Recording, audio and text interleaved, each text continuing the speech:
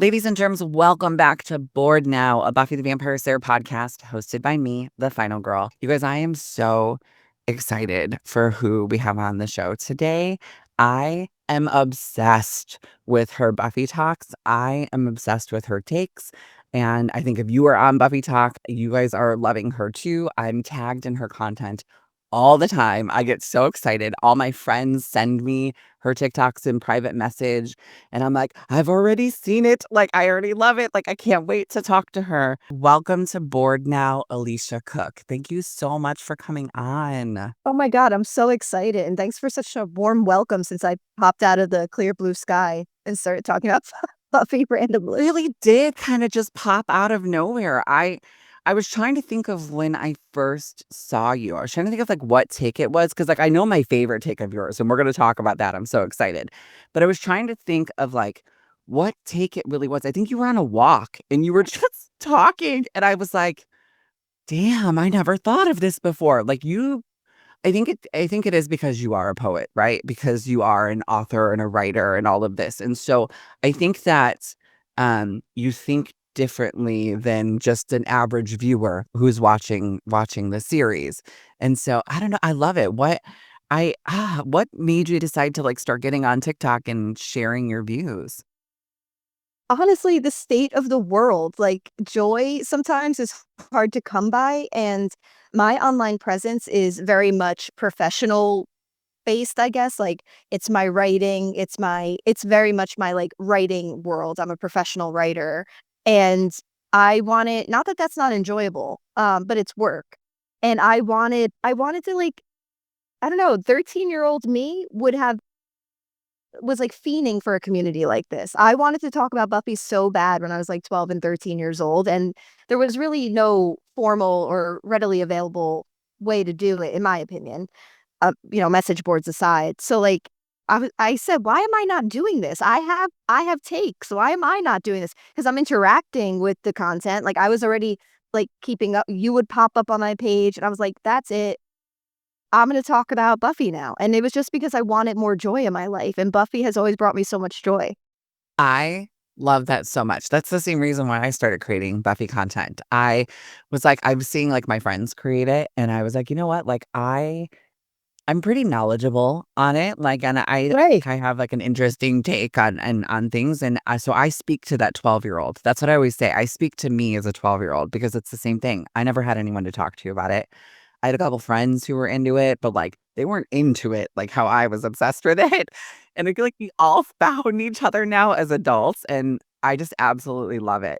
What has been your like? What's been the best receptive take that you have done? Like who? Like what other? I'm hoping it's my favorite take because I love this take. I'm gonna talk about it in a second. But what do you feel like is the best receptive one? Because I feel like everybody loves you when they see you. Like your comment section is really great. Like the conversations are really good. You're like peaking like different types of conversations in the Buffy community right now. Thank you so much. I feel like my existence as a poet on the internet kind of trained me to know how important engagement and discourse is. So I love my comment section, even the comments that are just like not great, I appreciate.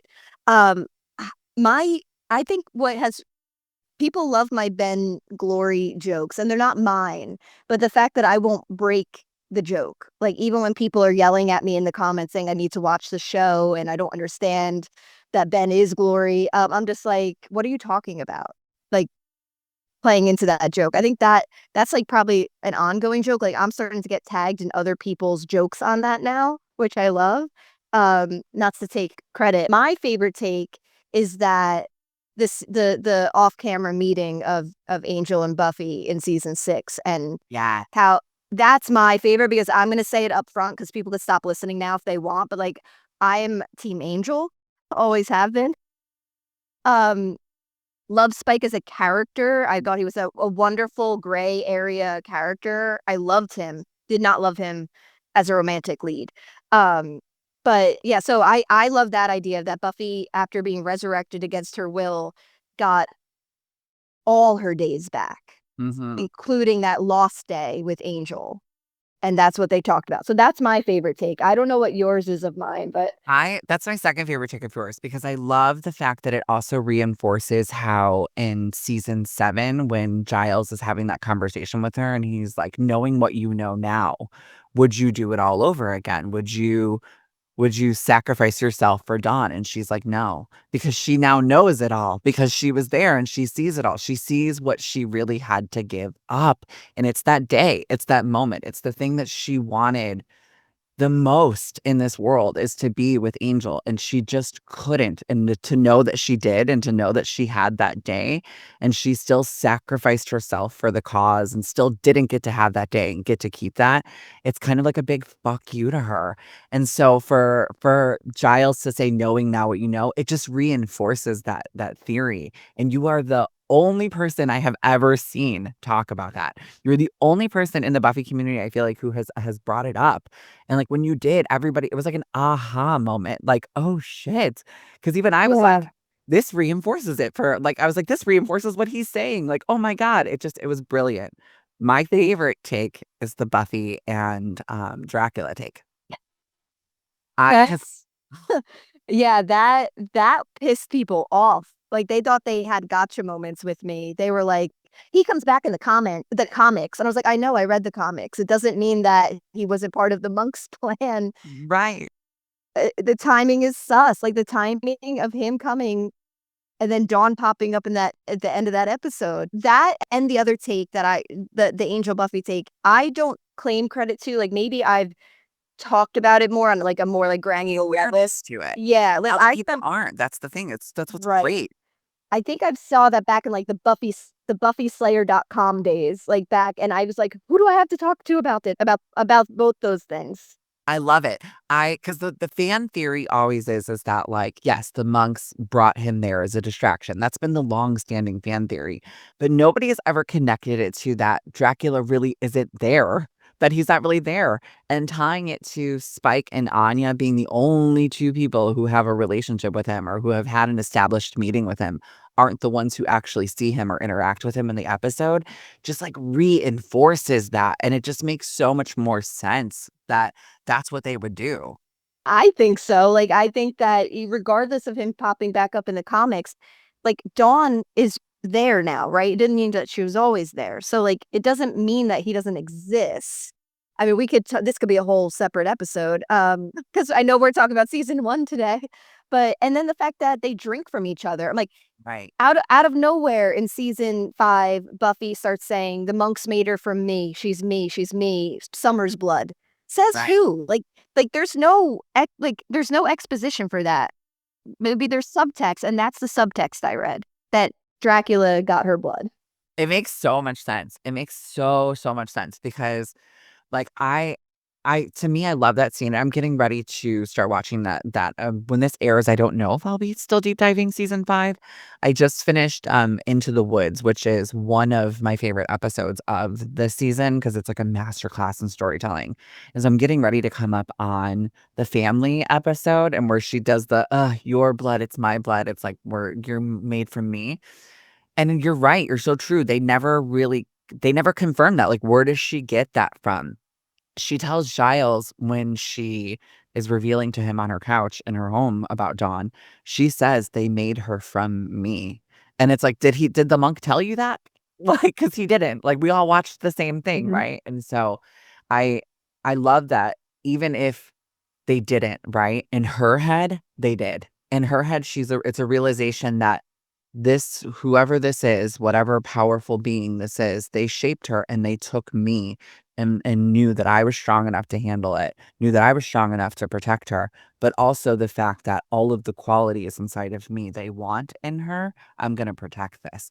It's like, it's such a powerful storyline. I just got chills because, like, she has a Slayer spidey sense. Even in Superstar in season 4, she knows something's off. She knows that John is something isn't right, and, like, she's the only one that realizes that. So, like, I do believe that there was some kind of, like, lucid moment she had where she realized how Dawn came to be. You know what I wonder too is that, like, And they don't really super explore it a whole lot past the first season. They sprinkle it in a few every now and then in a season or two. But Buffy's like propheticness, her prophetic Mhm. dreams, like that's one area that I wish this series would have really explored with her more. Because even when she's doing in season 5 the spell, the meditation for her mom, that could have connected to that side of her as well too, Yeah. they're like, it's very high mystical magic, so you've got to be very centered. It's like we'll recognize what Buffy's gifts are and her abilities are as well too. She's not just this strong, powerful girl. She has, a lot of empathy. So she's like an empath. So she feels a lot of things, which is why Yep. an earshot that it took to her so deep because she feels everybody's connection. And Mhm. she has a lot of that gift of sight, the dreams, the propheticness, and she's seeing things. And I just don't feel like they explored that as much, and I wish they would have. You just made me think of something, and maybe I'll talk about it one day on TikTok. But when you said that she's an empath and you referenced earshot, she hears all that and all like the pain and suffering, right? Essentially in the we could say the world, but definitely at least Sunnydale High. Yeah. And she goes to save the day. When Willow, as Dark Willow, feels all that once Giles like infuses her with like the good magic, she feels all the pain and suffering and she thinks, I gotta burn the world to the ground. There's so much pain and suffering. So Buffy's the ultimate good. And she's our hero. And that poster behind you I had when I was young on my It's bedroom from wall. Yes. That's my original poster from my bedroom wall. My husband had I love that. Oh, I love well, that. most of this is all of my original stuff. So I I was a huge fan. My whole bedroom wall was covered, obviously, in like all sorts of Sarah Michelle Gellar, like Buffy images. And anything I had, I kept it stored in like sealed things and in a bin. And then when I became an adult and I bought a house, I told my mom, I was like, where's all my Buffy stuff? I was like, that's going in my office. And so most of this obviously the Funko Pop isn't, but like most of it is like my original stuff from when I was a kid. And it's like I'm like real nervous, like Buffy's hair is disintegrating on the doll that I have behind me. And I'm just like, do I gotta make you a wig? Like, I don't know what to do. Like I keep it and it's just that. But yeah, but I love this poster and I wasn't sure what to do with it. And my husband's like, let's just frame it. Like let's get it framed. So we framed Yeah. it. So it's like I love it. Looks great. So Looks great. yeah. Well, let's jump into the episode. I'm so excited to talk to you about this. Um, I was gonna ask if you were Team Angel or Team Spike, and you answered that, and I love it. Like, I'm the same way. I always say I'm Team Buffy, right? I love Mhm. that she is cookies, she's still baking.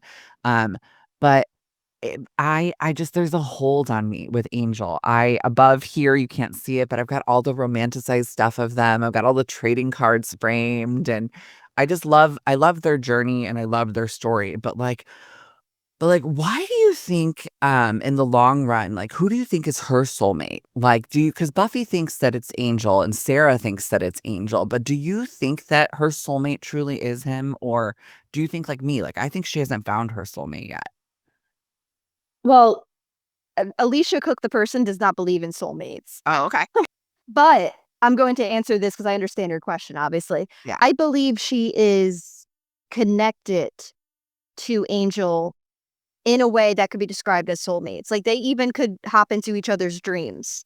Like they are connected on a totally different plane of existence in my mind. I mean, and I think the text supports that. Even if like you don't like believe in soulmates, that's a good way to even say that their connection because that's Mm. kind of what I've been wondering on this rewatch that I've been watching.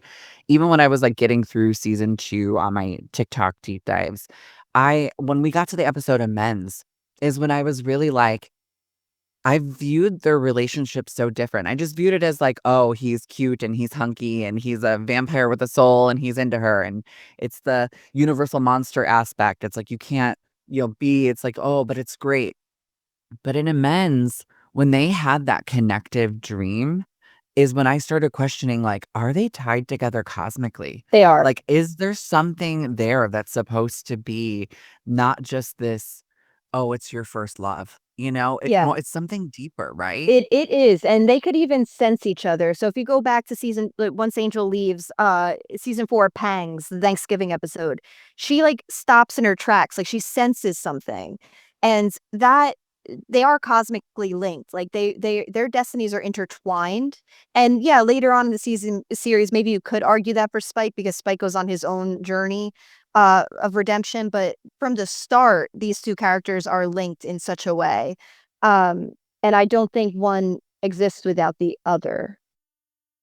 I agree. I think I always say when it comes to her relationships that like I think Spike loved her the most. I think that he did the most to try to be with her, and I think that Riley could have been the best relationship for her, but he got his in his own way and his own toxic masculinity and all of that showed up, right? So early on, he seemed like he would be the good boyfriend for her, but he showed his true colors early on.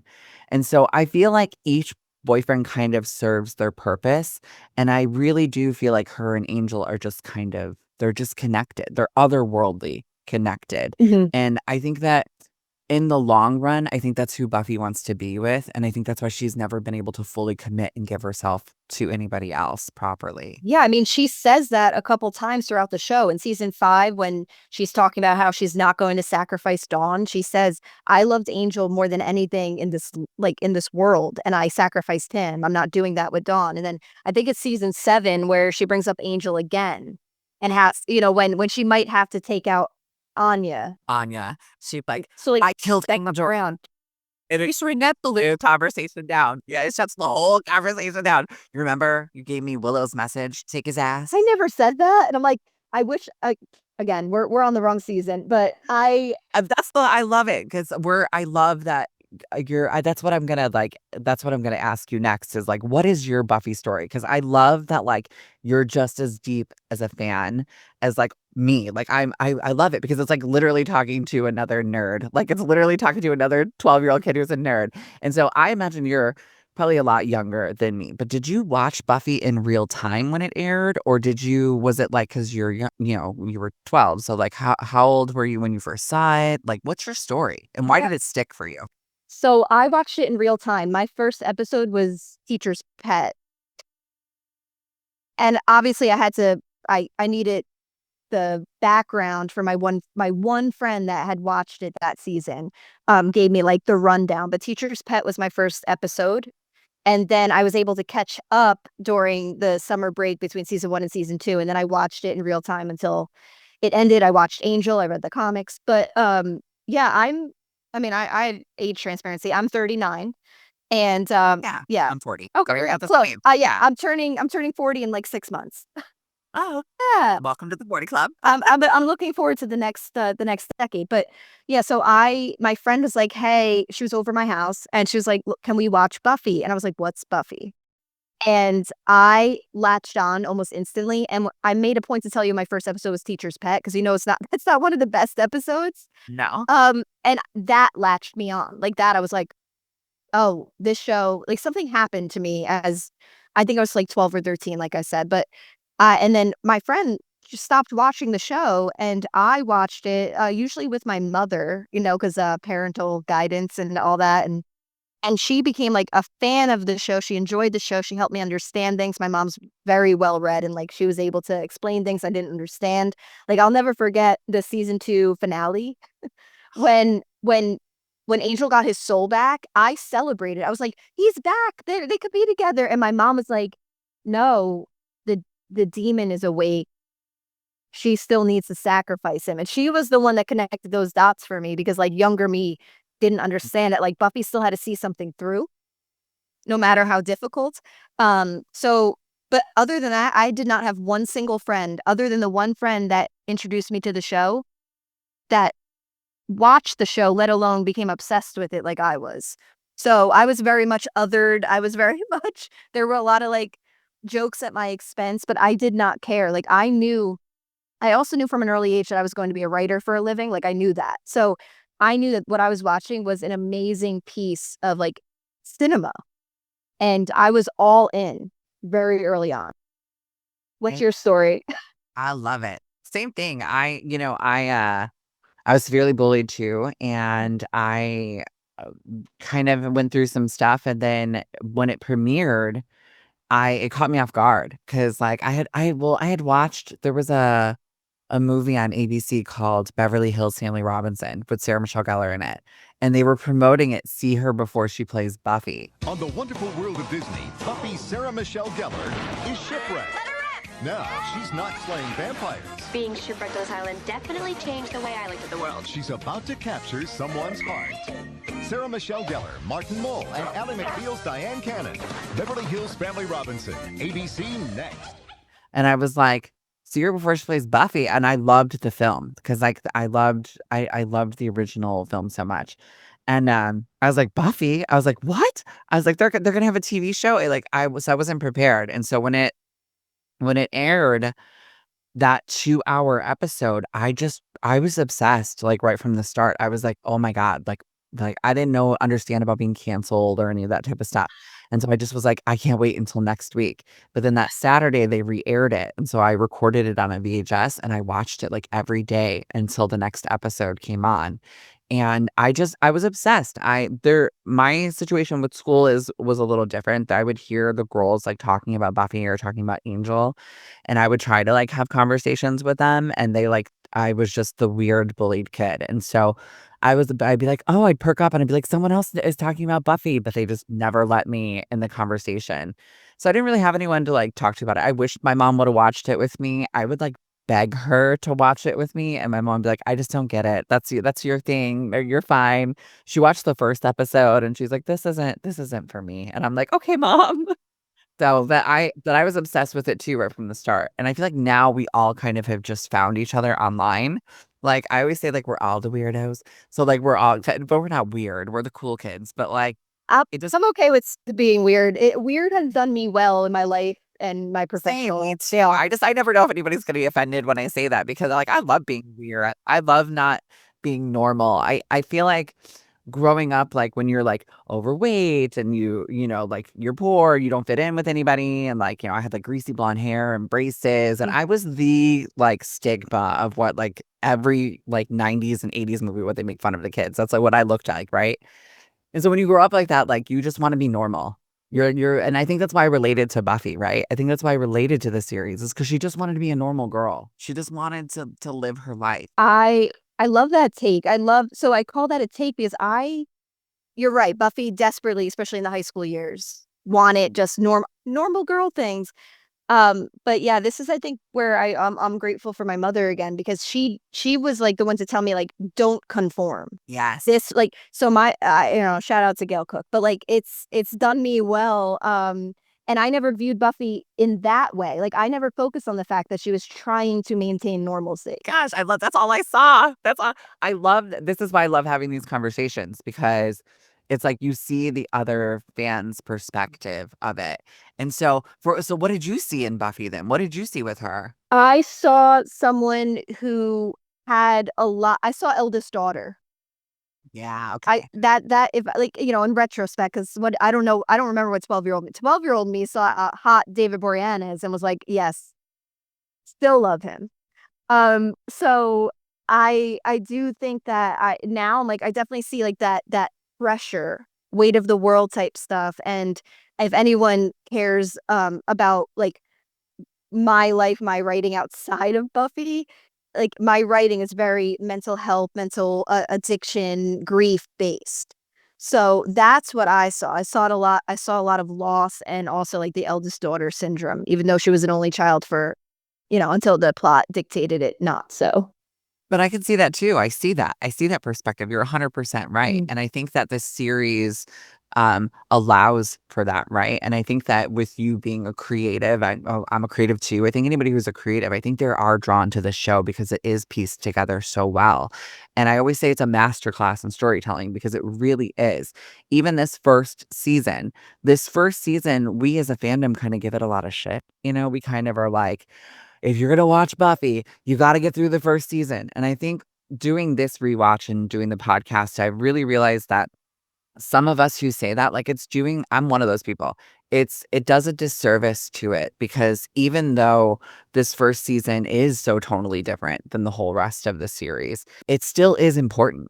There even some of these episodes, like I watched The Pack, and it's an episode that I always skip. I never watch it. And like for me, when I rewatched it, I was like, yeah, I'm probably gonna watch it again for another couple of years, but I'm glad I rewatched it now with my adult fresh eyes because even though I don't like it, the reasons why I don't like it are it brings me back to that time because it's so bully heavy. It is such a mean episode. Yeah. And I forgot how mean it was until I rewatched it. Mhm. And so even then I just was like, it's so good. It's such a good episode. It's so good in its storytelling and the whole it's just so great. But to me, I want your opinion. I think I kind of already know what it is, but to me, Angel is one of the best episodes of season 1, and so I'm super excited to talk to you about it. Where does it stand in your Buffy ranking in season 1 or even just in general? Oh, I mean, it's an anchor episode to the whole series because it's our first glimpse at Angel, who becomes such an important character, gets his own show. I think it aged quite well. I don't think there's too many plot holes in it. Because his story and his background is so expanded, especially in his own series, where we could go back to Angel and be like, is that accurate? Is that what? So I think it's an anchor episode. So it would always have to be ranked highly for me. Because it was just such a like that people I didn't know till I started talking about Buffy on TikTok. Like don't a lot of people don't like the episode Amends. And I'm like, how don't and I understand once they like share their perspective. I'm like, okay, but that's another anchor episode in my mind. Specifically, if you go on and you continue watching Angel, I believe the powers that be made it snow and saved his life. That's my theory too. Yeah. I think that they stepped in. I think that they saw Buffy had exhausted everything that she could exhaust with him. And she's like, if I can't make you understand this, if I Yeah. can't show you this, I don't know what will. Yeah, then burn. I think Yeah. that was the power of the bees. I think the power of the bee were like, okay, we've got to intervene. Yeah, Like we we need can't those. let him go. He's too important to the cause. And I think, I'm happy to get into this episode with you because Yeah. I have it pretty much memorized in my head, but I watched it last night. And I was like, "Oh, okay, I remember this now." Yeah, awesome. Let's jump in. I've got my notes. And so, as always, I'm going to read a quick synopsis and then we'll just jump into kind of our thoughts and some of the topics that we have. So, the master is irritated with Buffy taking out too many of his vamp family. So, he summons the three powerful vampires who corner our girl. And when her brooding crush Angel intervenes to help, he's injured. Buffy takes him in, and after a couple of days, a diary mishap, and her mom almost discovering him, they share a deep moment, and Angel turns into a vampire. Surprise. Buffy thinks he's been playing her, but it's revealed that he has a soul and is on a redemption arc. And Buffy is left shell shocked. One of the things that stands out right away is like, I love how the episode starts. It starts with their yearly fumigation party. It starts with something like super funny, and like to me in this moment, like Willow is just so effortlessly funny. She's trying to have that serious conversation and they're doing it and she's got her shoe and she's like, oh look, a cockroach. Boop. Like I just like it was to me like such a standout moment because the episode in itself is kind of a serious episode and it's like you need those comedy breaks in there. Yeah, Willow is such a good friend in this episode, because I sometimes get a little jaded with Willow, um, especially later in the series, so it was so nice to see Willow in this episode and just be, like, a cheerleader for Buffy, like, even when the vampire, is exposed, she's like, "Well, maybe it could still work." And, like, she's just, like, rooting. Hopeful in these Yeah, ideas. see this? And, like, that's the friend that I wish continued with Buffy because in my opinion, it didn't. I agree. I think that she is in this episode particularly, but really in the first season, I feel like she really is trying to show that she is that friend. But then come the third season into like the fourth and fifth, it starts to slowly fade away that she is, not the best friend Yeah, well, or Buffy. not the best friend, maybe not even the most, like, morally sound person. Right. Um, I love in season 5 where was it season 5 or season 4? One of the seasons, her and Tara are investigating something and she lights up a light spell. And Tara is like, where did you learn how to do this? And she's just like doing it any other way is stupid. It's like her arrogance is starting to like form. Mhm. And it's like you see that. But in these first early episodes, she's just sweet, wholesome Willow. She's just running to Giles, Yeah. her little breathy voice. Like she has no confidence whatsoever. And I think being with Buffy and in the Scoobies and everything that she has gone through, I think is what gives her that confidence. Oh, yeah. It gives her her purpose because at the end of season 3, when she decides she's staying in Sunnydale when she could go to Oxford, Right. she chooses her fate in my mind. She's like, "I wanna stay and fight the fight." And then she becomes, an ultimate power and, ego does become an issue for sure. But in this season 1 episode I watched, Angel, it was nice to see her back in, like, her purest form, Yeah. and she was just a good throughout the episode, just a solid friend to Buffy. And then the Bronze having the fumigation party, something I often ask is, like, what is the Bronze's, like, Hellmouth rider? Like, what is their insurance like? Yes, because like, everything that they like, the damage that happens there, I think about that even with, like, the school, like, the library. How many times has the library windows had to be replaced? At a certain point, what are they gonna put in there to, like, stop it? Who's gonna say something, you know? Right. I'm like, what are their premiums? Like, that's like 40-year-old me being like, what are they paying? Exactly, or I'll look at the furniture that gets broken, and I'm like, "What was the cost of that Yeah. to replace?" Like, we just bought a new couch, and I'm like, "Man, if somebody tore apart my couch in a fight, I'd cry Yeah. because I'd have to replace it." Yeah, like, what was Joyce making at this gallery? Yeah. That she either owned or she worked for. It's never clarified, like, what it is with her in the gallery. No. One of the things also too that, like, comes into play is Cordelia's back. In the previous episode before this, she's gone. It's one of the few episodes in that first season that Charisma's not back, but I love that they make it a point that, like, "Oh, she's back." And so she's gonna, like, snap on them, and it's so funny to me. And then it rolls right into Buffy being this, like, lovelorn girl, like, questioning, if Angel might be the one or, in order for there to be a guy, there's gotta be a guy, and I love that the whole opening to me is just it's really, like, I don't know, I love it. Yeah. But for me, the best part of this opening is where Buffy leaves the Bronze and the 3 attack her, and she's like, "It's late, I'm tired, and I don't have time for this. Show yourself." I just love it. What Yeah. do you think about the opening?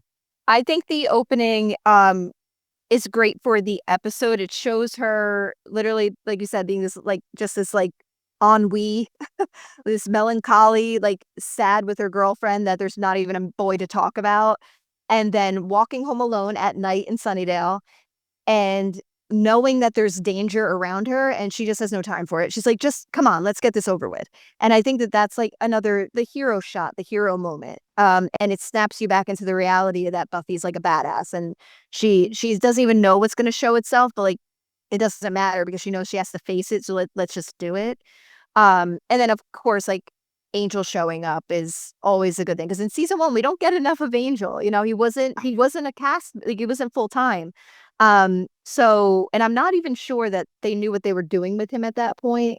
Um, so any Because he was originally gonna be Italian, and then he gave her the colada ring, and so they're like, "Oh, we gotta do Irish, he's gotta be an Irish guy," and so I just think they didn't know what to do with him in that right. at all. They just they liked him. And when they expose his back tattoo in this episode, it's like we know now that it's like a reference to the Book of Kells. So I'm like, did they know? Like his background, it's very interesting to me how they were able to, I think, like tie it up neatly in a bow and make it make sense later on. Yeah. But I'm Shows they knew what they were doing. That's what I always say. Like, they knew what they were doing. Like, even if they were just gonna figure it out after the first season and see what worked, they figured out what worked by the second season. And I think what worked was bringing Angel in. One of the things I think that the fandom doesn't talk enough about, though, is in reference to this scene, is that is Buffy's arrogance, right? Her arrogance sometimes gets her in trouble. And I think that if it wasn't for other people like Angel or Xander or someone else coming along, she wouldn't have survived as long as that she would survive. She gets jumped by the 3. And I think that it's more of her, all right, let's do this. And then she's like, oh, she realizes in that moment. And I feel like those little nuggets are learning lessons for her because she's like, I'm gonna take you on. I don't care who you are. And then it's like, oh, I walked myself into a situation that like I probably shouldn't have. Like, thank God for Angel showing up. That's a I good don't point. feel like we as a fandom talk about it. I don't feel like we talk about her arrogance. I mean, a certain level of arrogance in certain fields is necessary. But also it's teenage, like the teenage arrogance. Like we're reminded that she's 16 and teenagers a lot of the time think they're impervious. And think they could, that they're adults already. But in Buffy's case, it does mean life or death. And I think that is why, though, the support system was unique to her as a Slayer. They established that. All the other Slayers are solo. They don't live long, likely because of that. So her having this like system around her, I think, did keep her alive as long as she was. I think that it's important. I think that her character, if her character was too cautious or too safe, I feel like it would be boring. I feel like she wouldn't be as complex, right? And I'm obsessed with her strength this first season. And I know that they went back and reshot some things because they felt like she was a little too mean. But I think by like this point, I feel like it comes off more as like strength, right? And not like I'm better than you. Even her arrogance isn't I'm better than you. It's more so just like, okay, let's get this over with because I'm going to whoop your ass and I'm going to go home. Like, it's more so I know how this is going to end. And I think that those little lessons for her of like, you don't know how it's going to end is it shows that growing up, that progression. And it's a reminder that she's 16 years old. Yeah. And like the 3, I was thinking about the 3 because it's very random to me in my mind because the 3 fail. I know I'm getting ahead in the episode. And then they're offed by Darla and the Master. Like they failed their mission, so they're not a threat anymore because they have to sacrifice themselves. That's wild. Like why they couldn't try more than once. Like Angel was an anomaly. Like Angel, they didn't account for Angel. So maybe try again. That said, in season 3, when we meet Faith, Buffy brings up the 3 again. And Buffy says, like, oh, I faced the 3 when they're like sharing like war stories. And her friends look at her like, because they weren't physically there meeting the 3 with her. And I'm like, why? I wonder why the writers randomly threw in the 3. Yeah, because they're even in this episode, they make it out like it is going to be something bigger. Like it's going to be like, oh, some epic thing. And then it's not. They're just killed off relatively fast. And I don't know if that's because it's trying to show how ruthless the Master is, if it's trying to say these are supposed to be these all powerful vampires that are in the episode for all of 5 minutes. Mm-hmm. And then he's like, you disappointed me, so you're done. Like, I don't know if it's supposed to be him being ruthless, but yeah, when she brings it up in season 3 with Faith, it doesn't make sense because at that point she has gone up against so many other big things. Like Yeah. maybe it's just the writers were trying to call back to this episode to like say, hey, we still remember some of the people that we killed off. And I appreciate that. I appreciate like a deep cut reference that maybe not even like a viewer at the time might have remembered. But yeah, I was just like, even the Order of Taraka in the 2nd season was scarier than the 3. Yes, exactly. All right. So after they're attacked by the 3, they run into her house. And I love that like she invites him in and doesn't even recognize that Mhm. that's what she's doing. And it's just that small little get inside, get inside. Yep. And it's like that gives him his permission right away. And then she like I love that she also like mentions like never testing the invite theory. Mhm. And so that this is the first time it's really brought to her doorstep. Like the 3 is the first time that the vampires have really come to her home. And the house itself eventually becomes a character because of everything that happens. But I love that this is the first moment. And I love that it happens with Angel. And it's like she brings him in, they're trying to get in. And I even had a thought when they're putting their arms through. How are their arms getting through the door? Yeah, I think that's probably one of the little adjustments they made going forward, where it's a complete barrier eventually. But we'll let that we'll give that a season 1 pass. But I never real. I mean, get. I remember her saying like I never put it to the test before, but I love your the way you articulated that the idea that like maybe this is the first time vampires have actually like come to her front step, and what does that mean? Like this is supposed to be like her haven. And, yeah, I love that. I'm gonna watch that scene now again with, like, deeper understanding, I think, of how things are escalating for Buffy in her life.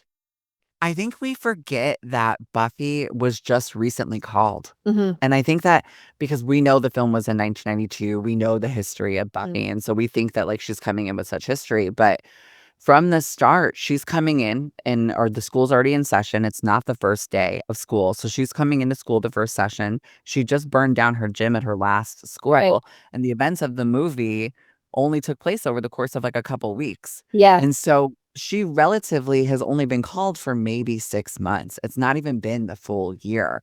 And so all of this in general is still kind of new to her. And I love that we're getting to see it as she's learning it. I'm loving that we're getting to see it. Yeah, I always figure like watching back you forget like you said, but like I always that's the timeline I gave myself in my head that it's been about 6 months of her being a slayer. Yeah, me too. And they don't ever talk too much about her previous watcher. I know that there's that scene with her and Giles in the library in the first episode where she, was saying like 'cause she's lost everything. Mhm. And I do wish that they would have touched on that. I do wish that they would have like touched a little bit more on the loss element that she had. What are your thoughts on their first night together in Buffy's room? Because like we learn Angel's family was killed by vampires. Mhm. We see him crushing on her like super hard. And then for me, like I love the Walter Murphy score in this. He scored the entire first season before Christoph Beck came on. And it just feels so different. Like, of course, I love like Christoph Beck's score. It's iconic. Their theme is so iconic. But the music in this to me just shifts the tone in this first season. It feels, I don't know if you're a Nightmare on Elm Street fan or not, but it feels very like the tone of Dream Warriors, the third Okay. film. It feels very much like it feels horror. And I think that's what this series felt like at first, was like a horror type series. But what do you think about that first night Hmm. in their house? Well, I definitely agree that this first season's like more monster of the week, horror, jump scares sometimes, leaning into the tropes on purpose, like the perfect amount of camp. Um, so the music made sense to me always, and I think the music tells a story just as much as the text can. Um, but I love this scene. I mean, I felt even rewatching it, I was like, wow, Angel's just saying what he wants to say now. Like he's just saying, like, maybe I like you. You look pretty when you go to sleep. Like he was never overtly hitting on her in like the other interactions that they had. And now he's like, fuck, I'm gonna shoot my shot, I think. So can't help it.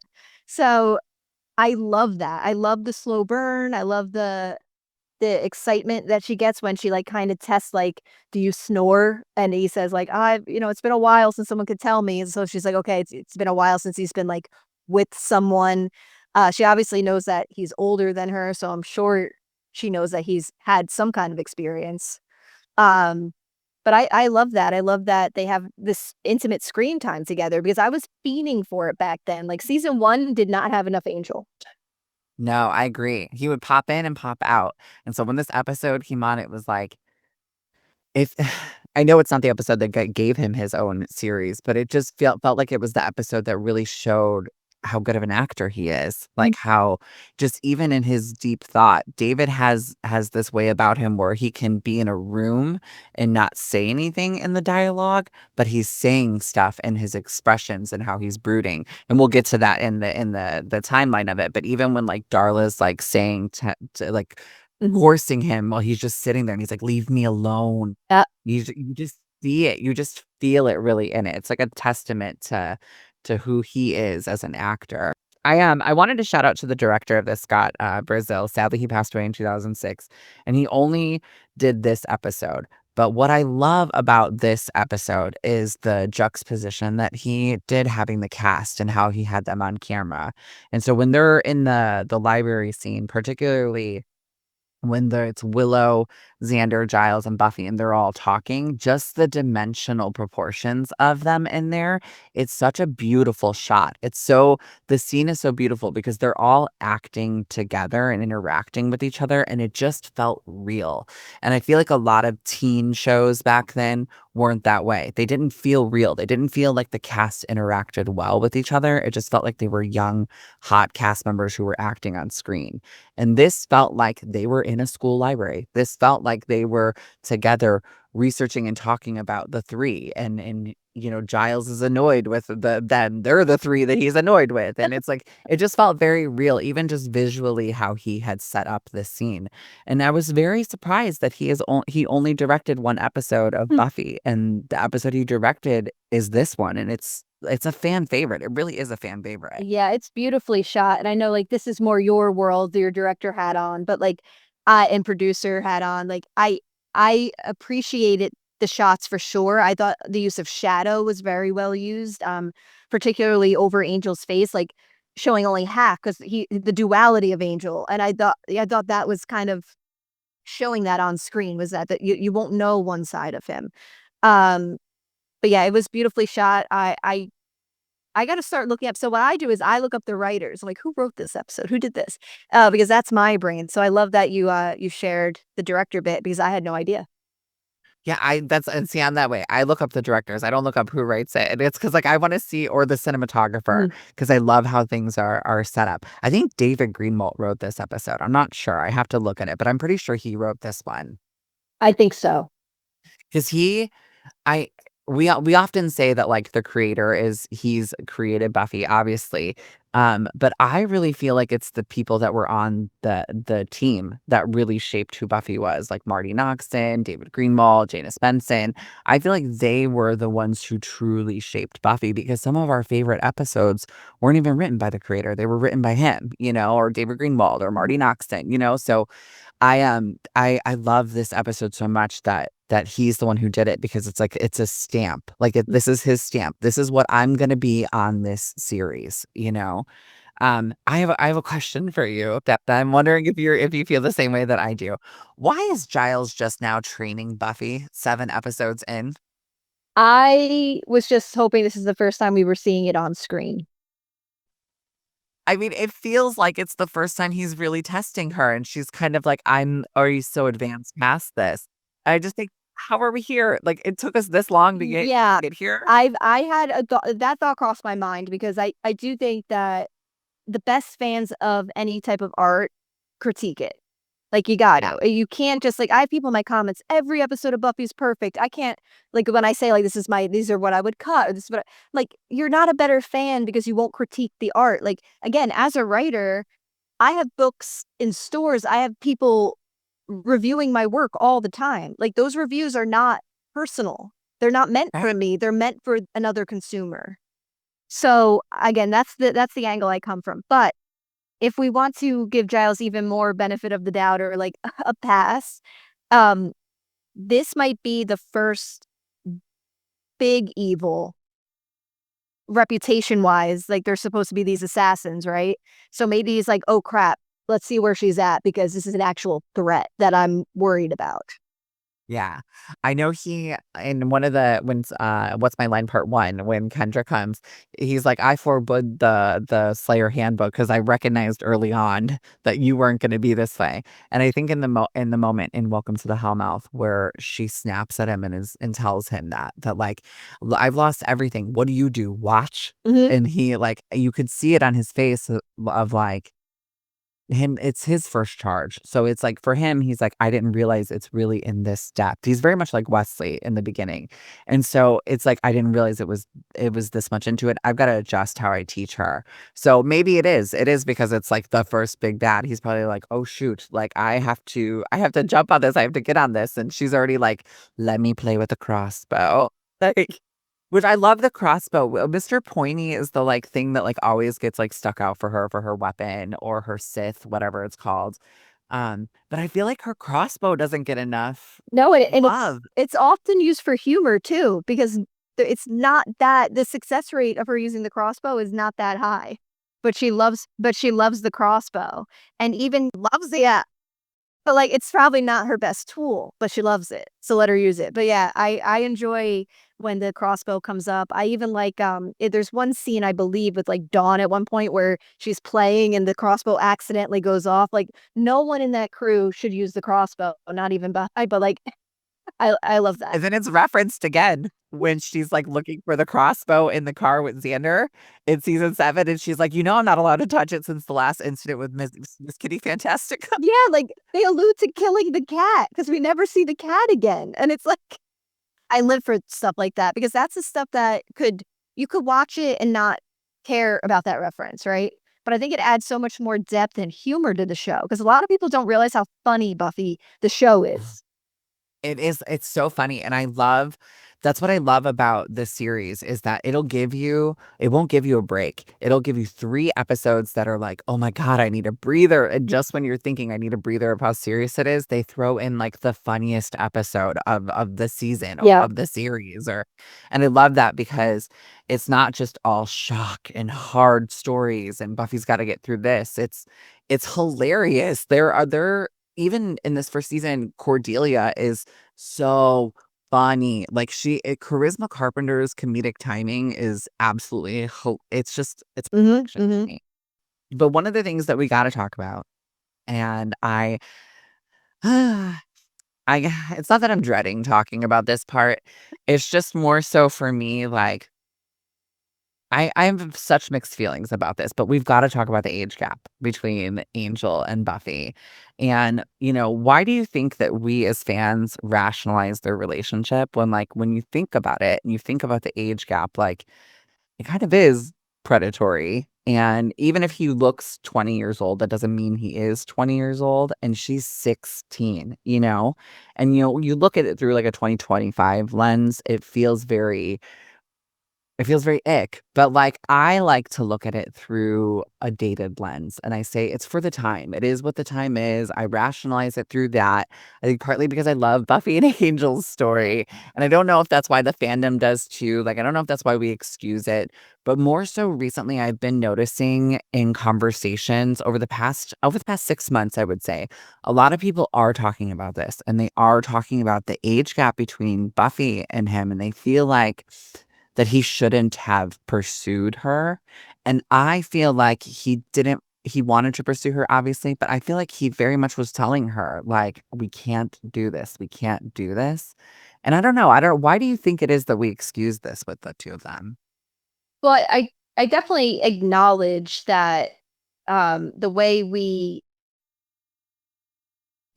review whatever art media we're consuming now is through a totally different lens than that of the 90s. Like, so I don't want to, it can't, we're talking about Buffy 25, 30 years later. So like, it can't stay. We have to look through it with a modern day lens. We have to critique it. We have to look through it. I mean, there's a lot of issues with Buffy, the show.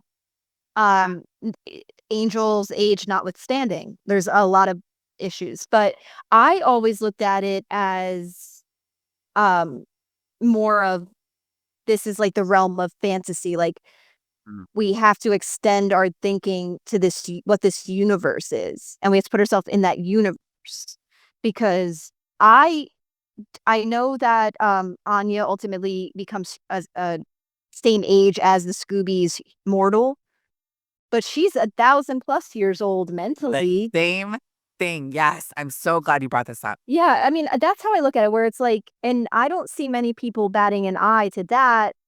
But yeah, I mean, it's icky at times. It really is up to the viewer and their lived experience. Like there's people I know now through TikTok that can't particularly watch that through just the fantasy lens because they had an unfortunate, happening in their life, and lived experience is so important and so unique. But personally speaking, I've always looked through it as like, he's not human. He's not. That's how I know the same thing. And yeah, and I think that's why I rationalize it. Yeah, is that it's that I always tie it back to the universal monster thing, and I don't know why. Like it's like universal monsters, like the Bride of Frankenstein and Frankenstein themselves aren't. It's morally wrong what's done to them, but it's done to them. They're characters, and we love them, and we want them to be together, right? And so it's kind of the same thing for me with them. It's like it's the rationale is that Angel's not really real. Yeah. Like, it's not really real. Like, I look back at, TV shows like Pretty Little Liars, right? I don't know if you I watched that show. I was gonna bring it up. So I kind of knew you were. I mean, I knew you. We didn't talk at all before this. Like, I was like, "How's the age thing not going to come up?" Because I think like 2 or 3 times in this episode, they explicitly acknowledge the age difference, Yes. and so I'm like, "It's got to come up." He's not human. Right. He's a vampire. So like, to accept that he could be a vampire is to accept that he's going to be generations old, right? And so kind of lift your brain out of reality, ground it reality into this fantasy world that is Sunnydale and Buffy. Pretty Little Liars is very well based in reality. Right. They are all Her human. teacher. Yes, that is gross as hell. Yes. But when I first read all those books, I don't think I was as icked out. It wasn't until I recently rewatched the show randomly, probably for the first time in God knows how long, and I couldn't even watch them together. You are preaching to my soul right now. I was a very avid Pretty Little Liars fan. I was obsessed with I hated the ending. I felt like it was whatever. But I think most fans are like adored with the ending. But when I tried to rewatch it, my husband's never seen it, and so I was like, "It's so good. Let's rewatch it." We got halfway into the season, and I was like, "I am not comfortable with this," and I never finished it. I never finished rewatching it. Yeah, I saw it through, but I will tell you, Ezra and Arya at one point in my life were like my favorite Me too. couple. But also, like, I very well have a type. I like tall men with dark hair. Like, that's just with Angel. I mean, it's in my real life too. So like, it's that. But I finished that show again now as a late 30s, and I am team Hannah and Caleb. Yeah. Oh, I love it. And I never thought Oh, twice about so them. we do an episode even on that. Now we're talking about Pretty Little Liars, but that's But I think that it, yeah, and I think that shows the duality. That's a good way to show the duality is to like look at like through the modern lens of like, okay, here's Ezra and Arya. Look how horrible and wrong that is. That's clear as day wrong. This is more fantasy. This is more Angel's a vampire. He stopped in time. He's still young. Yeah, he may have the wisdom of the hundreds of years that he's been on this, but it's right, like he's a monster. right. It's like he's a monster and she's a monster slayer. So it's that unrequited love story that they Yeah, like have. our baseline in the Buffyverse is that it's fantasy, magic, demons, heroes, anti-heroes. Like Right. it's a fantasy world. And that's, the same as Twilight. And I never watched the Vampire Diaries, but like I'm sure it's Neither. in there. But like Pretty Little Liars is based in Pennsylvania. Right. Right. In a very mortal high school, though hyper dramatic. Um, Right. yeah. And eventually a little fantastical, but it is real. It's like real life. It's not a phantasmic, like cosmic world. Right. One of the things that I love in that scene where he is just saying like how I can't be with you, I can't this, and then they start making out. It's just so like the 12-year-old in me. Like when I rewatched this, I just was like, like crushing. But then he turns into the vampire. And to me, Sarah is an amazing screamer. Mhm. Like anytime she could scream on this show, I love it because it's like she's a scream queen. But you see when she discovers he's a vampire and he takes off out the window, you see the like fear, you see the anger, you see the hurt, everything in her face. I feel like she just conveys that so well. Yeah, the way Sarah Michelle Gellar throughout the series, the way she could just cry with just her eyes, uh, and they well up, and like one blink, it could be like a waterfall. Is amazing acting. Um, that scene where he vamps out, obviously, we could get into the metaphors of that. That was definitely premature vamp face. Um, he couldn't control like his animalistic side in that moment, but also like why go out the window head first? Angel does a lot head first. I don't. And Buffy's scream, is that scream reused when it's supposed to be Joyce screaming later in the episode? Yes, that's what I thought too. Okay, so when she screams, I thought it was Buffy at first, and I was like, I don't remember that. And I look over and I was like, oh, because I was like making notes. And I was like, it's Joyce. It's Vicky's scream. It is. It's like I think Yeah. it's just clipped shorter. I first time I was hearing it after probably a million rewatches, I was like, that sound doesn't sound right. Is that Buffy? Yeah, like that's not Joyce. But I mean, I think it could be rationalized because they're mother and daughter. But like, still, it's like no, that was clear as yeah, it was clear as day Buffy, like clear as day Buffy. And that kind of brings me to like my next point with like Julie Benz. I've been saying on this rewatch that I feel like we don't talk about Darla enough. And like even though she's evil, she's still a woman and she's like clearly in love with Angel. Yep. But I love that she's smart, she's independent, and like she's super loyal. She even though it's to the master and he's her I say like he's her version of Giles, like she is like the vampire version of Buffy. And seeing in this episode. Like I'm still deep diving the Angel series, so I don't know much what happens to her, but I'm excited what eventually is going to happen to her. I know she grows as a character, but this episode, even though sadly it's her last one, this episode, I feel like she truly like has kind of like evolved now over the 7 episodes, and you see kind of her reasoning for doing everything. She lost for her the love of her life. And even though she's a vampire, she still has that sense of a little bit of humanity in her. And I love that that's what this show does, is that they're not just demons and monsters. They have that. Yeah. I'm not going to spoil Darla's arc on Angel for you. I think that this episode, even with Darla, through the lens of Darla, I think that it was my first real lesson in how a story could pull the rug out from under you, and how sometimes the best twists are the ones that change like the way you see things. And I think that that's the same for Darla. Like I don't think she ever lost, if a demon could have hope, right? Like, I don't think she ever lost hope that Angel would revert back to his former demonic self and be with her. So, Right. I felt sad. There was like an element of sadness I had for Darla. I think that this twist of Angel overall being this vampire with a soul definitely challenged genre expectations too. Like Angel being a vampire introduced the show's like, I think, first big moral complication. And to your point when you were talking about Darla and how it's not, not demons aren't all like there's a spectrum. We learn that in the Buffyverse, especially in Angel, really the series gets into it, but not all demons are irredeemable and not all allies are totally trustworthy. I think a good example of that with Buffy is Clem.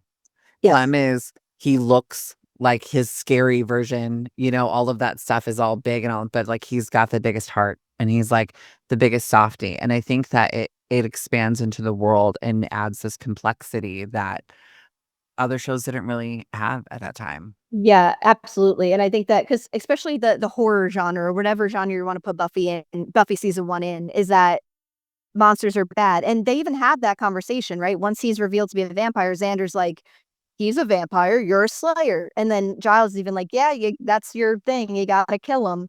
Where very quickly, especially with the introduction of Spike in the next season, that's not always the case. You don't have to kill a vampire just for the sake of because he's a vampire or because they're a vampire. And Buffy season 1 is still so like narrow in that. And I think this episode breaks that thinking wide open. Yeah, I feel like this episode was the game changer for the series. I think that it was just kind of finding its legs a little bit. And then I always tell people that there are important episodes to watch in the season. And I always say that the first and the last episode, obviously, and then Angel. It's like, if you're not going to watch anything else in the middle, you have to watch Angel. It is one of the most important episodes in the entire series because it does. It opens your mind that these aren't just demons, that they've had lives but that before. It's not just this demon takes over their soul. Even when it takes over their body, they then continue to have lives and a history. And I love that in season 2 we eventually get into their history. We eventually see the backstory of how Darla sires him and all of that stuff. The preservation of Spike through this show Yes. just completely negates the diluted thing that Xander and Giles, and they're all thinking like Buffy's like, oh, he's a vampire, now I have to kill him. So I do love how this episode just cracks that wide open and makes the gray area the biggest area. Like it's not black and white, it's mostly gray. I love it. I love it so much. Joyce gets bit by Darla. Buffy thinks that Angel is Angel, so of course she goes after him. But I want to know why Joyce didn't remember Darla biting her. I wrote that same question down. Like, why does she just accept that it was a barbecue skewer? Like, is it the Sunnydale haze that they talk about, how people just kind of forget about it? Like, is it that woo-woo, that magical woo-woo? As like the selective amnesia? I don't get it. I think that selective amnesia is probably the right answer for this instance because maybe her brain, if we want to talk, let's talk a little bit more based in reality with trauma, right? Like your brain could just be Yeah. like, nope, you're not here. And Right. and maybe there was like a moment of disassociating and she just saw white and was told that she fainted and it's anemia and um but what I love about no, I don't love that Joyce got bit, obviously, but you see, Angel's tempted. Angel's considering because it's right there in front of him, and he has to make that decision every single day. Like he's not Spike with the chip that has this pain. Even though I'm convinced that Angelus would bite through the pain because he was a psycho, especially compared to Spike. But I he has to make a conscious effort every day. Like there's nothing physically stopping him from feeding off humans other than his own conscience. And it's Right. yeah. So I love that we see that. And then I'm pretty sure, because I didn't watch the first 6 episodes leading to this, so I'm pretty sure this is the first time that Joyce meets Giles in the Yes, hospital. it is. I love that. She says, what does she say? She says, the teachers at your school are just so nice. Who are you? Are you one of the doctors? And he's like, I'm the librarian. Yes. And just knowing what their journey is going to be, almost co-parenting Buffy. I love that that's their first meet. Yes. I love it. It's such a fun moment because again, it's so serious, but then it's like it's that break. It's that like it gives you that moment of like, are you one of the doctors? Like I just and the way Christine Sutherland plays this role as like I know she's not Gen X because obviously Buffy's Gen X, but like it's such a Gen X coded mom, or it's like you love your kid, you want to. I have a Gen X mom, so it's like you love your kid, you want to be there for them, but you're kind of like ditzy a little and in your own little world. Yeah. And you like I love it. It's such a good moment. Yeah, we're just girls. We're just girls. Everybody talks about Sarah and David's chemistry together, but I don't think people talk enough about Julie Benz and David's chemistry. This final scene of them where she's just like taunting him and playing with him and doing all that. It's just such their chemistry just like blows off the screen to me. And it's sad that like in this first season, like it's coming to an end because we could have had so much more. And I do love on Angel, obviously they bring her back. And throughout the Buffy, they have her in some flashbacks, but I don't ever feel like they utilize Darla enough. No, and I think that they realize that and they course correct, and that's why she's such a big part of Angel the series. Because she's a wonderful actress too. I believe she even auditioned for Buffy, but obviously Sarah Michelle got it. But I think not to center a man, because whoever wants to center a man, but like David Boreanaz has chemistry with everyone that he's on screen with. Like across Buffyverse, Bones, like he has this ability to do that, to have those really heightened moments with characters. But between Angel and Darla, you feel their history. Like there's probably no one that knows each other as much as they know each other. I don't understand how that scene wasn't nominated for an Emmy between the two of them. It just They were when Buffy comes in, Yep. and it's the three of them. Like, They were two supporting, like they were both guest stars yeah. on a show that, definitely never got enough flowers.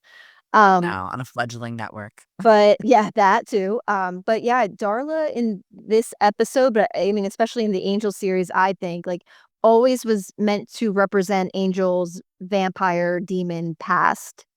While Buffy obviously represents like his potential future to be maybe a hero or a champion, but he ultimately kills Darla to save Buffy, but also like possibly to prove where his loyalty lies to that, with Buffy in that moment to earn some Yeah. trust back.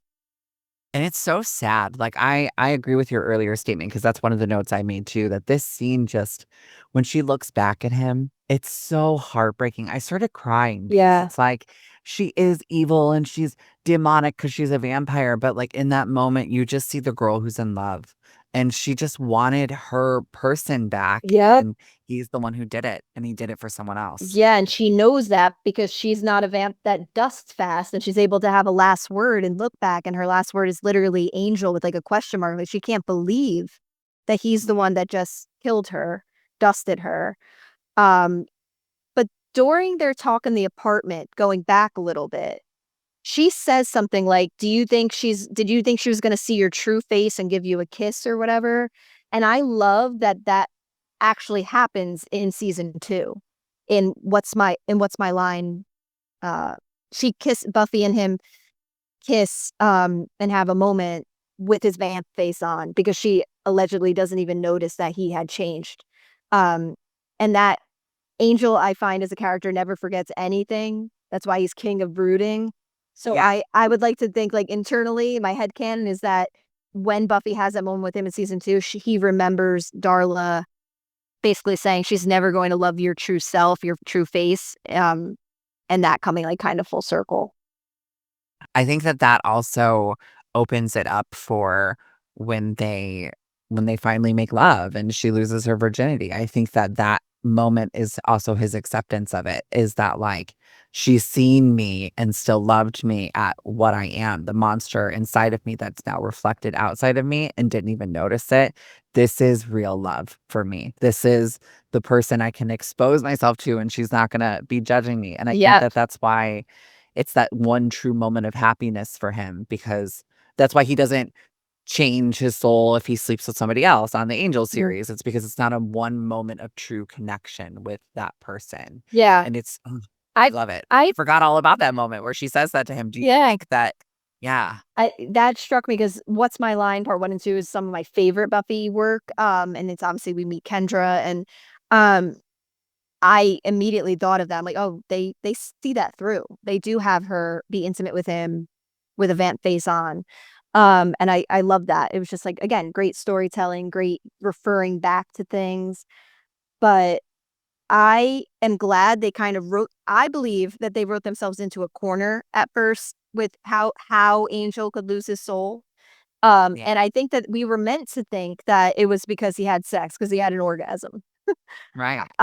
But especially in Angel the series, the way they wrote themselves out of that was, I think, perfect, because it had nothing to do with the carnal act and everything to do about the soul connection. Right. I love that, and he has that with Buffy. I think you even at the end of this episode, I love, even though it's kind of like a hard episode sometimes and it's sad, the ending to me gives it like a happy, good moment, and that's what I love. And not every Buffy episode is a happy, good moment at the end, and I love that moment. I love where they're at the bronze. I love where they're just together and they're just kind of like, this isn't gonna work. This shouldn't work, but it does, and it does work. And they have that moment where they kiss and dance and the song is playing, and it's to me, it's a beautiful way to, like, end the episode. Right, and to remember, and just to remind us one last time that Angel is the vampire because of the cross on his, like, okay, don't forget he's still a vampire. Right, and it's the cross that he gave her. Like, I just love, I love everything. To me, like, what I always do is I always say, like, what is the good and what is the bad in the episode? Mhm. And to me, this is almost a perfect episode for me. I there's not really there's not really a flaw, or really a whole lot of flaws in this episode that I can pinpoint, because it just really is that I keep saying it's my term. It's masterclass. It's really a masterclass in TV.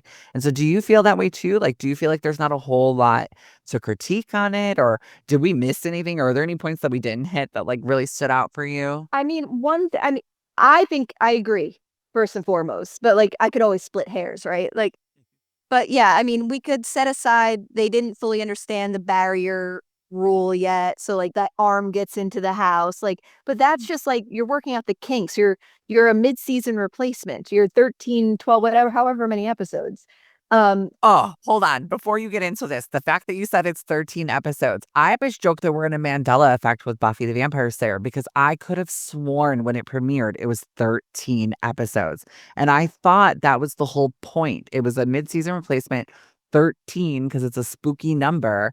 And then for some reason, anytime I do my rewatches as an adult, I'd be like, why is it only 12 episodes? Where's the 13th episode? But there never was. So you saying 13 to me sparked that. Like, we're in the Mandela effect. Why'd she say 13? And that's counting Harvest and the Harvest and Welcome to the Hellmouth as 2 different That's two episodes. separate episodes. And there's only 12 episodes in that first season. Well, how about that?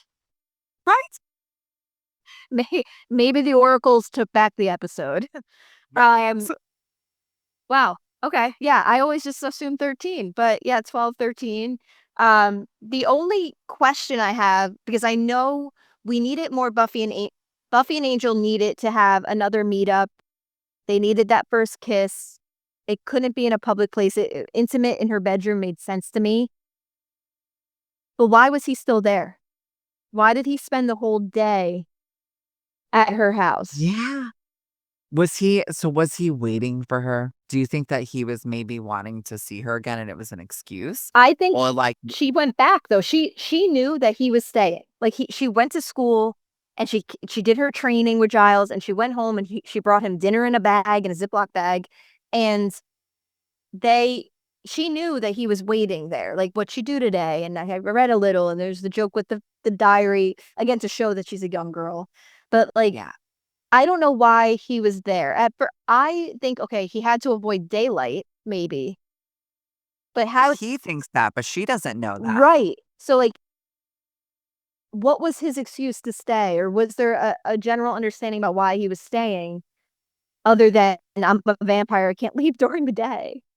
And he can't say that it's because he was afraid of the 3 because the 3 are vampires. Yeah. So they're not going to be out during the day. So what truly was it? Yeah, that's a plot hole.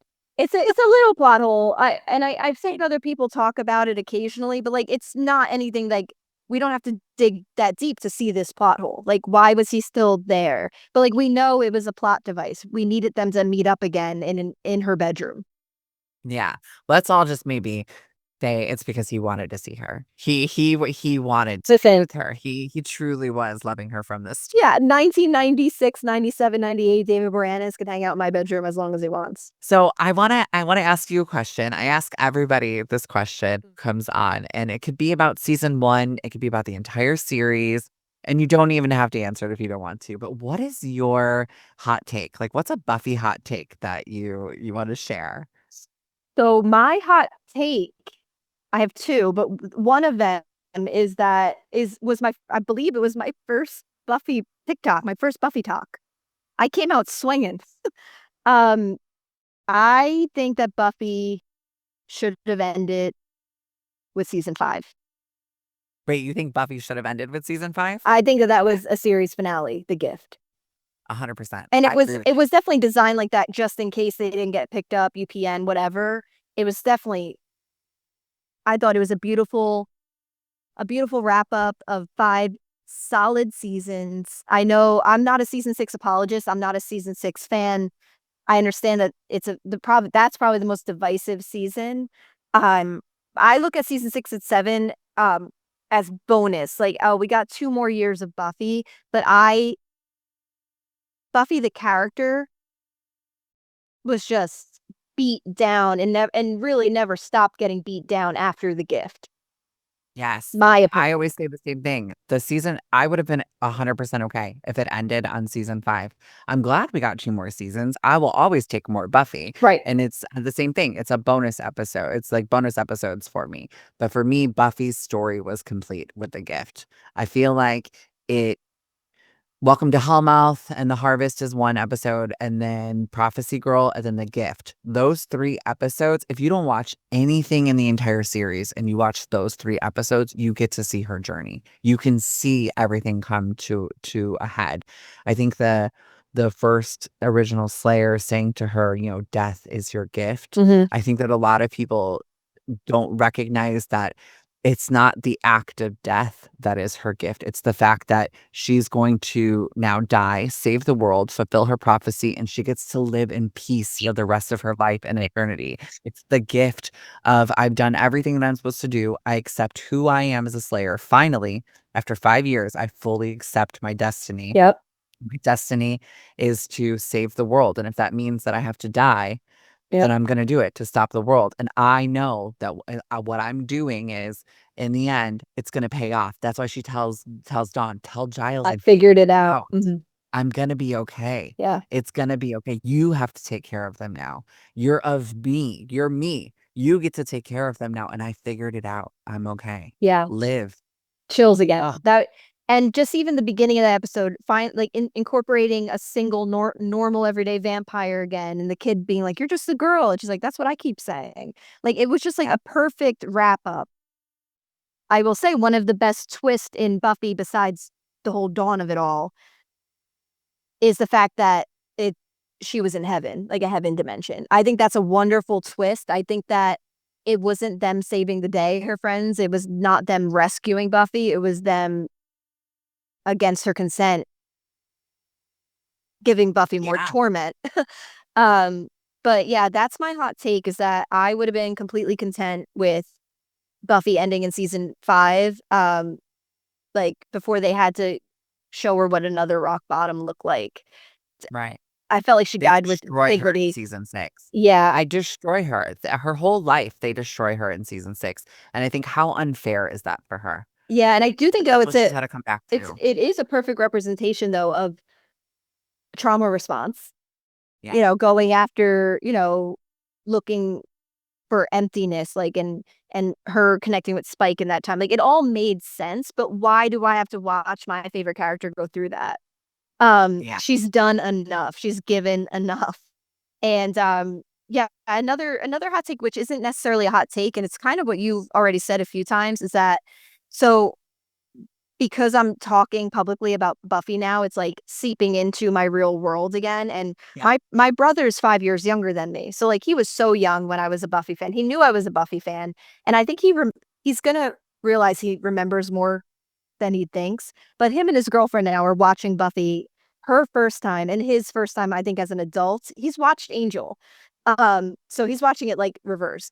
But he keeps saying, like, this, now they're in season 2, but at the start he's like, what's season 1? Like, he's like, I'm watching it, but, and again, the fans and us being like, just get through season 1. I think that if you watch the pilot, The Harvest, The Witch, Angel, and Prophecy Girl, like, you get the gist of it. But one of my hot take is that I think you need to watch I, Robot You, Jane, because that's how you meet Miss Calendar. You meet Miss Calendar, and I'm so excited you said that. I'm trying not to stutter. That's because I go to bat for this episode all the time, and the fandom hates this episode. Oh yeah, They hates feel it. like it's Mhm. dated. They're like, it's so stupid. She falls in love with a computer, and it's like, look outside the realm of that. Look at what this episode is. It shows how lonely Willow is Yeah. of a character, and it shows the things that she is going through. And one of the things about Buffy is that it expands upon the Scoobies, not just Buffy herself. Mhm. And that's why I think it was so popular, is because we all could relate to different characters and different aspects. I didn't look like Buffy. I wanted to be Buffy. I was more Willow. Right. And so that episode to me showed that, like, it showed her friends, we've got to pay attention to her. We've got to recognize what's going on around her, because look at what she so easily got sucked into, because she just was looking for somebody to recognize she fucking existed. And I love that. I love that you like that episode. That's one of my hot takes too, is that we don't appreciate I, Robot You, Jane enough. And then that's when Jenny Calendar's introduced. Yeah. She's one of the best characters. Yes, and that's what, so I gave my brother that lineup, but he said, I'm gonna watch the whole thing. Like, we're in it. But like, and a lot of people, I guess this is less of an egregious statement, but like, some people think you could skip The Witch, but The Witch is the first time where we're like, oh, magic, Amy, Giles. Like, it's a good introductory of, like, it's not just gonna be vampires. And Right. Because he says at the end of the Harvest, he said, where they're like, this is going to be great. And he's like, until the next time. And they're like, the next time? Mhm. He's like, oh yeah, we're standing on the mouth of hell. It's exciting. Don't you know what's about to come? And so that next episode shows that, like, what being on the hell mouth is for these people of Sunnydale, what it looks like. Because do you think your average everyday girl who's 14 playing with Wicca in her room could do what Amy and her mom were doing? No, but on the Hellmouth, they can. Well, yep, That that's this is supercharged. Yes. right. Yeah, and I love that that's the 3rd episode, because right away, it's like, the show's called Buffy the Vampire Slayer, and almost right away, you're realizing that she's gonna contend with far more than just vampires. So that's, I guess, my hot take's actually the season 5 thing, but I wanted to, you kept saying a few times, like, just watch this, this, and this, and I was like, and I, Robot You, Jane. Yes, I love it. I love it so much. I think I have a list and I can't off topic offhand, but it's very similar to yours. I think every now and then I throw in nightmares because I think that's kind of important for fans to see too. Yeah. Not so much for it's important to like, oh, you've got to watch it, but it's like if you want to get some context later on in some of their fears, like particularly in Restless with Willow Yep. and her stage fright, or Buffy being turned into a vampire. I just think that's a good episode in general. I agree. And I love I mean the what's the one where the girl goes and Out of mind, out of sight. yeah, so I mean a lot of fans think that that's the first introduction of like the initiative and the Agreed. 100%. and the government being involved, and I wish that they tied that together better and or more officially in season 4. Originally, it was going to be season 2, which is why they did the out of mind, out of sight plot and tied it in the initiative. Originally in season 2, it was going to be the initiative. It was going to be the government. But what happened is the chemistry between David and Sarah was so good, and the fandom loved Angel so much, and they retooled the entire second season Right. and made it about that story, about their epic arc and all that, which I love. And so then they just reused it for season 4. Right, and Spike coming into season 2 was perfect too. But yeah, wow, I did not know that. See, you learn more every day. But yeah, I wish that they made more parallels to that later on because Or had a definitely call back to her. Like, they could have been in the thing, and they could have been like, "That's the invisible girl that we got from yeah, the school," and, like, there's nobody in there. Like, it wouldn't have had to you wouldn't even have had to have Clea Duvall, no. like, reprise the role. They could have just made the joke about she was there Yeah. with the rest of the hostiles. Yep. I Lost love that it. yeah, that was like a lost opportunity, but the show is a great show. I love it so much and I love talking about it. Me too. I've had so much fun with you. Thank you so much for coming on. Sorry, we're not sure what we're doing with season 2 yet. The first season, we're letting it marinate. We're filming the entire season first, and then we're gonna kind of see what works and what doesn't work for the second season. But for the second season, I'm thinking of doing some like panels and stuff where we have like some of the people who have been on in the first season, and we kind of all talk and stuff. But I really would love to have you back on for like What's My Line and What's My Line Part 2. I would love to talk to you about those episodes. I think they're so much fun, but you are definitely a friend of the show now. You are more than welcome to come on anytime. And I just want to say thank you so much for coming on. Yeah. Tell the Scoobies where they can find you. Tell the Scooby Squad where they can locate you and tell them promote yourselves. Well, if you want to only hear me talk about Buffy, it's TikTok's the only place on earth right now I'm doing that besides this podcast. So it's the Alicia Cook on TikTok, but I'm the Alicia Cook across the board. But you'll likely run into, my poetry, my essays and talks on addiction and recovery and grief, anywhere else other than TikTok because I'm only talking about Buffy on TikTok right now. I feel like the fandom, if you start incorporating some of your day gig, as what I call it, if you start incorporating some of that on TikTok, I feel like the fandom would like it. I think that maybe that's why your takes are so good, is because that's the realm that your writing and that your experience and stuff is in, and you're so knowledgeable on it that you look at it as a different lens. You're not looking at it as just a fan with media literacy, right? You're looking at it on that deeper intellectual level. And I think that's one of the reasons why I was so drawn to you, because I just was like, she makes you think. When you talk to her, when you like talk to her in the comments or you see her TikToks, like she really just does make you think. And I love it. This is the longest podcast I've done with anybody because I love everybody who comes on. Everybody's amazing. And I just really I've just had so much fun with you being on here. So I just want to say thank you. No, thank you. And I appreciate your kind words because I am an advocate for critical thinking. I feel like it's being lost sometimes. So anything I could think critically about. And I mean, in my work, it's not about Buffy, my writing, obviously, but I mention Buffy, especially in like my debut poetry book that, when you're writing a debut, much like a new show, you never know how far it's going to go. So I look back and I'm like, oh my God, I referenced Buffy in this poetry book that has like sold over 100,000 copies. So like people know, like it made sense. Like people that were acting surprised that I was suddenly talking about Buffy. I'm like, you have the origin text where in my first book, I say I was writing Buffy fan fiction when I was 13. Oh my God, I love it. Oh my God. Listen, if you're down to be in the Buffy doc that we're producing, when I interview you, that's what I'm gonna talk to you about is your Buffy fan fiction. There's a couple people who wrote Buffy fan fiction, and I used to read it. So I'm always wondering like whose fan fiction did I read back in the day? Well, yeah, I definitely was writing fan fiction. I don't know how many were reading it, but yeah, in my poetry books that are like on bookshelves in stores now, there are Buffy references because it's such an important show to me, Yeah. and it definitely helped mold how I view the world, how I view media. So I definitely gave it its due, and it shows up in. I have 4 books. I think it shows up in 3 of the books. I'm gonna have all her books if I can flashed on here just so everybody could go buy them. Is it on Amazon? Are they Yeah, all the books are on Amazon, but if you walk into a Barnes and Noble, an Indigo book, like usually where you find books, my books are there. But Amazon, it's always, or any online retailer, it's usually cheaper than in store. And at the end of the day, even if you buy it used and it doesn't like I don't get royalties for used books. I don't care. I want people just to read books. It's nice. great?